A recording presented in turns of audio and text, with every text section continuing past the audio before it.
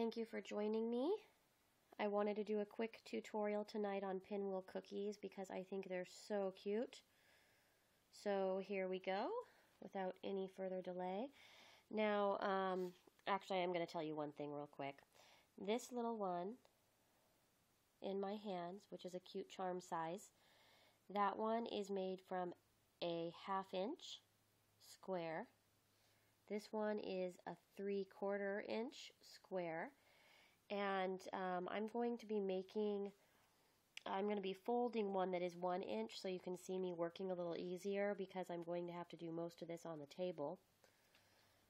But here we have our cookie dough.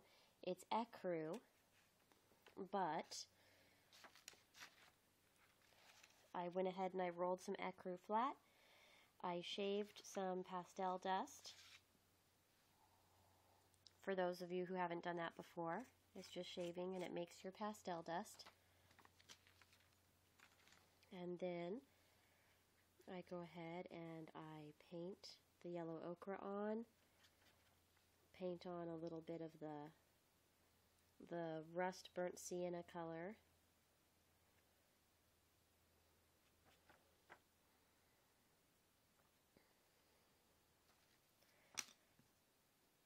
Here's one that I've actually done before. You can see it's a little bit, it has a little bit of the burnt rust in the corners, and the rest is the yellow ochre. Now, a very simple way to get a pretty even square. You can do this with a ruler if you have a ruler, but I find it just as easy to cut a straight line over the edge of a circle. And since I have my rust over there, I'll go ahead and cut that portion.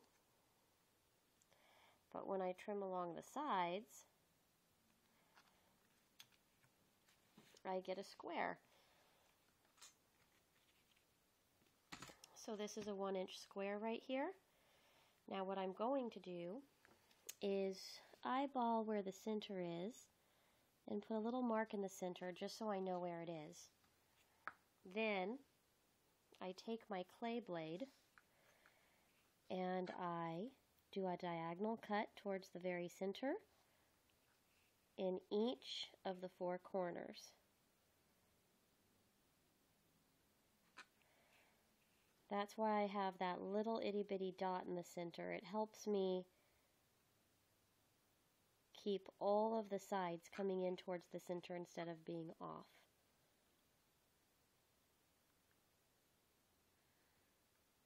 There we go. So from here, I have 4 slices coming in towards the center. From here, I make some cherries. I'm going to go ahead and make a couple little cherries. I'm going to make 4, and then 1 larger one. And the larger one is for the center. I'll show you what we do with that in a minute. Now, I'm going to create my sauce.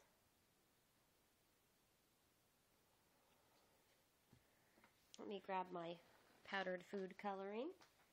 For this, you could use red pastel.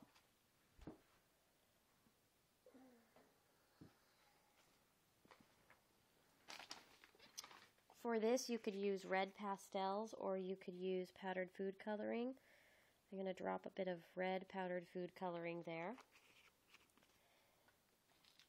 I mix it in with the Fimo Deco Gel, or you could use translucent liquid Sculpey for this.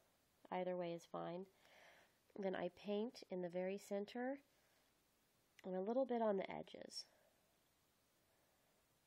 Right there. So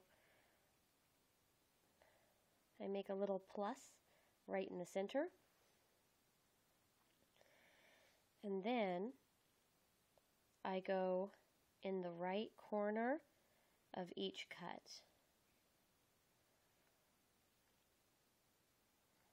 You only do it on one side of the cut. I do it this way because it folds to the left. When it folds to the right, it reminds me a little bit too much of a swastika, so I stick with folding it to the left. So I flattened the large cherry and have it in the very center, and then I put my little cherries right where the liquid clay is, in that little plus area. And so here we go. I hope you can see that. I'll get right on top of it for a second so you could see it better.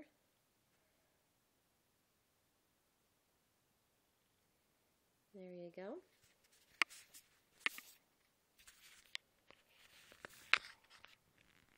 Sorry, just trying to set you back up here. Okay. Now this part is the part that can feel a little tricky. It's the folding part. I'm going to go ahead and try to lift up the side where I cut. This ecru is very soft today, and it's been wanting to reattach itself. There we go. So once you have one corner separated and starting to fold, one of the corners with the liquid clay on it, you fold it into the very center and press down. From here, I'm going to put a little bit right in the very center there, just to help it stay down. And then I press gently on the side to keep it folded in, and I go to the next corner. And since this clay is soft, I'll just go ahead and recut the sides just to make sure. I lift that section up. Once it's lifted up, I fold it to the center and I press down.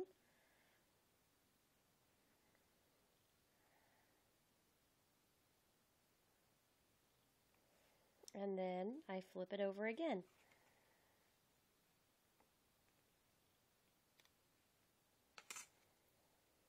From here, I use the toothpick again, or a safety pin. Lift the corner, fold it over, press down. Now we have one more side. Usually you won't have to cut the corners again. Like I said, for some reason my Primo was very soft today. It was wanting to attach itself back to the others. So here's the last portion of it. And then I put a little pressure there. Now from here you could decide if you're wanting it to stay more cookie-like and dark in color. You may want to paint the bottom of the, here I'll show you what I mean. If you're wanting it to be dark and golden, you could paint the doughy parts at this point and continue.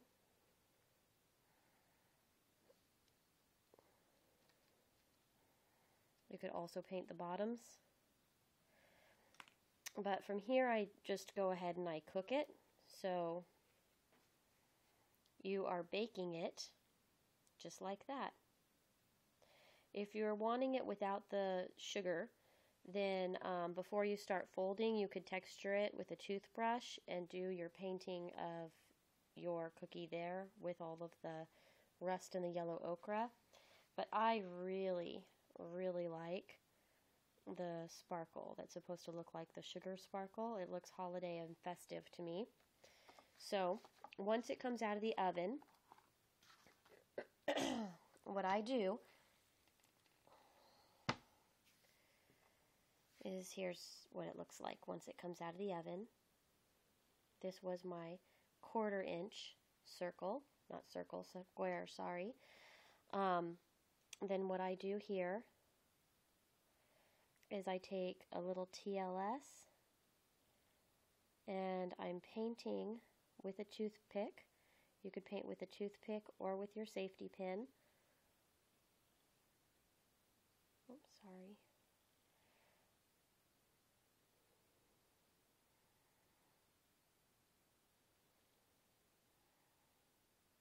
I'm being careful not to get any TLS on the cherries. I don't want the cherries to have glitter stuck to them. And I'm using a completely clear, fine glitter. Using a clear, fine glitter allows it to look like those little sugar crystals on the cookies. The ones that have too much iridescence, you start losing the sugar look and just start looking more like glitter. So here we go. So I have the top and sides painted. Ideally, with more time, I would kind of thin out wherever you see white globs. So remember, this piece has already been cooked. So what I do now is I have a box of clear ultrafine glitter. I shake it around, coat it.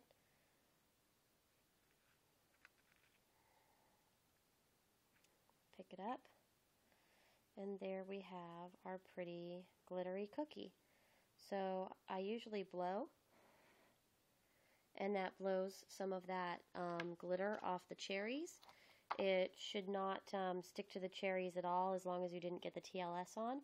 From here, I bake it one more time. Once I bake it one more time, here we have the Pinwheel cookie. And what I do is I take my Fimo mixture with the red and I paint the cherries one more time and the opening. That gets it all nice and saucy.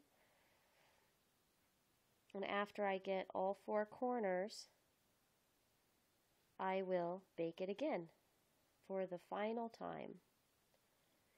So this will be the very last baking session.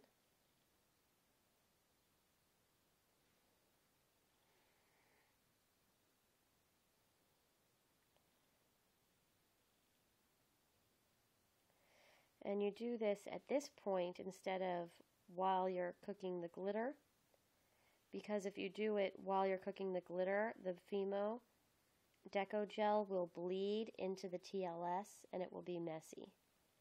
So from here we just go ahead and cook it one more time. And once you cook it one more time, you're done. So here we are.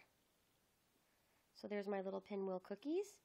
The only thing that's been done additionally is I varnish just the red, the cherry and the cherry syrup. So you varnish that with a high gloss glaze and then you have your little cherry Pinwheel cookies. If you want them to not have the sugar, like I said, you could just go ahead and texture it with a toothbrush when it's in its square state and do all the painting on it then to make it look toasty. But I really like the little sugar. Anyhow, I thought this was festive. Here it is as a charm. I hope you enjoyed this tutorial. And I'll be talking to you soon. Thanks.